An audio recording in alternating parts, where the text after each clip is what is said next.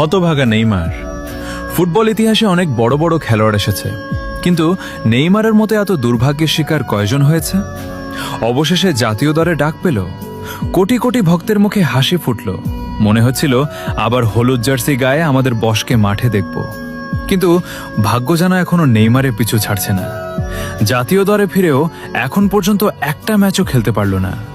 যখনই মনে হয় সব ঠিক হয়ে যাচ্ছে, ঠিক তখনই ইনজুরি এসে তার স্বপ্ন ভেঙে দেয়। কতবার ফিরে এসেছে, কতবার লড়াই করেছে, কতবার প্রকতবার প্রমাণ করেছে সে হার মানার মানুষ না। তবুও ইনজুরি যেন তাকে ছাড়তেই চায় না।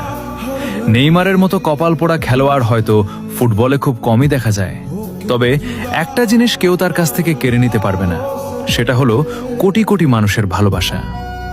আজও ভক্তরা অপেক্ষা করছে সেই দিনের জন্য, যেদিন আবার হলুদ জার্সি গায়ে নেইমার মাঠে নামবে আর পুরো স্টেডিয়াম তার নামে গর্জে উঠবে।